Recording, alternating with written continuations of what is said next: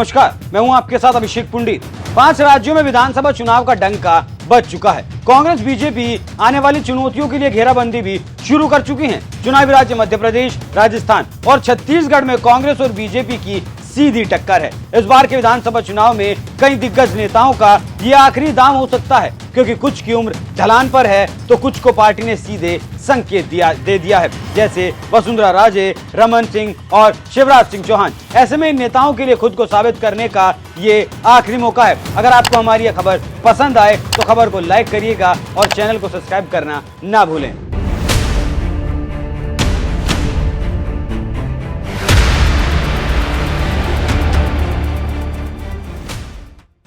मध्य प्रदेश के सीएम शिवराज सिंह चौहान, पूर्व सीएम कमलनाथ और पूर्व सीएम दिग्विजय सिंह अपने राजनीतिक करियर की सबसे अहम लड़ाई लड़ने जा रहे हैं। तो राजस्थान में अशोक गहलोत और वसुंधरा राजे भी इसी लिस्ट में शामिल हैं। मध्य प्रदेश में 4 बार कमान संभाल चुके सीएम शिवराज सिंह चौहान को मध्य प्रदेश में बड़ी चुनौती का सामना करना पड़ रहा है।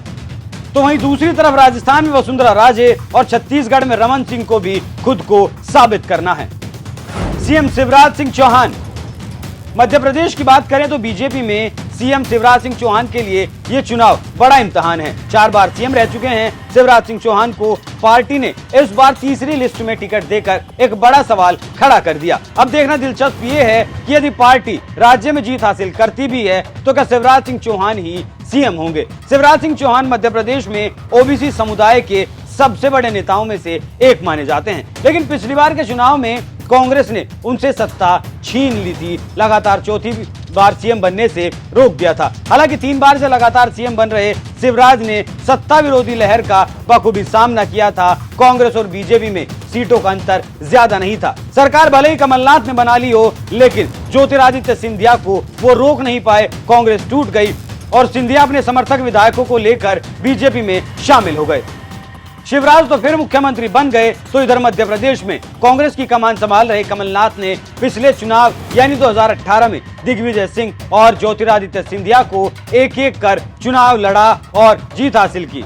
तो इधर मध्य प्रदेश में कांग्रेस की कमान संभाल रहे कमलनाथ ने पिछले चुनाव यानी 2018 में दिग्विजय सिंह और ज्योतिरादित्य सिंधिया ने एक साथ मिलकर चुनाव लड़ा था और जीत हासिल की थी। हालांकि पार्टी शुरुआती प्रचार के दौरान दिग्विजय सिंह को प्रोजेक्ट करने से झिझक रही थी, जो कांग्रेस से 2 बार सीएम रह चुके हैं। लेकिन आखिरकार कमलनाथ के हाथ में कमान आ गई। अब इन दोनों नेताओं की उम्र आखिरी पड़ाव पर है। ऐसे में ये विधानसभा चुनाव इनका आखिरी चुनाव हो सकता है।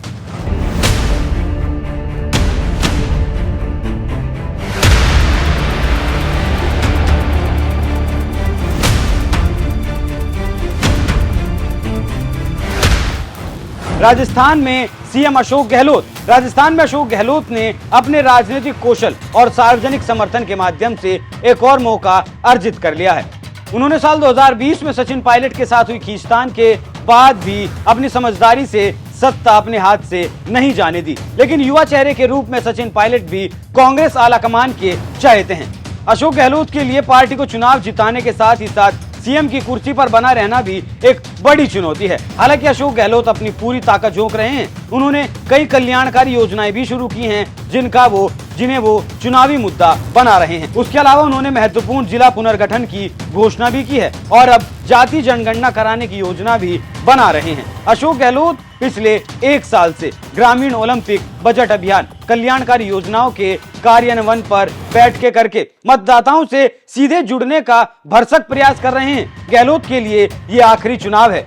इसी के साथ राजस्थान की पूर्व मुख्यमंत्री वसुंधरा राजे को भी इस बार बीजेपी की जीत में अहम भूमिका निभानी होगी। अभी तक मिल रहे संकेतों की अगर माने तो बीजेपी इस बार किसी को भी सीएम के चेहरे के तौर पर पेश नहीं कर रही है। इसके साथ ही साथ बीजेपी की तरफ से जारी उम्मीदवारों की लिस्ट में वसुंधरा राजे का नाम भी नहीं है, लेकिन कहा ऐसा जा रहा है कि ये विधानसभा चुनाव इन दोनों नेताओं के लिए आखिरी चुनाव है। इसलिए इस बार की बाजी या तो इस पार या फिर उस पार जाने वाली है। इसलिए इन दोनों नेताओं का ये आखिरी चुनाव हो सकता है।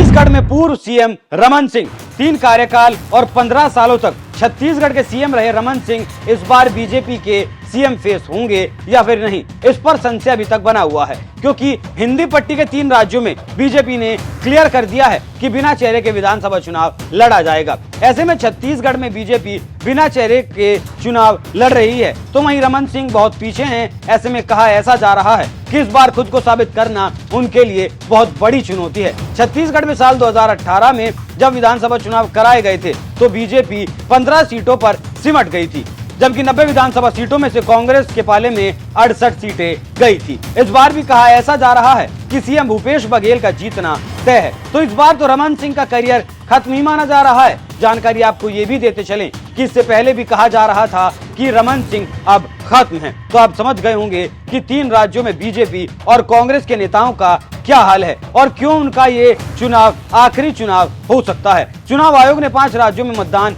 और परिणामों की तारीखों का भी ऐलान कर दिया है, जिसके मुताबिक छत्तीसगढ़ और मिजोरम में 7 नवंबर से चुनाव हैं। छत्तीसगढ़ में 2 फेज में 7 और 17 नवंबर को मतदान कराया जाएगा। मध्य प्रदेश में मतदान 17 नवंबर, तेलंगाना में 23 और 30 नवंबर, राजस्थान में 25 नवंबर को मतदान होना तय किया गया है।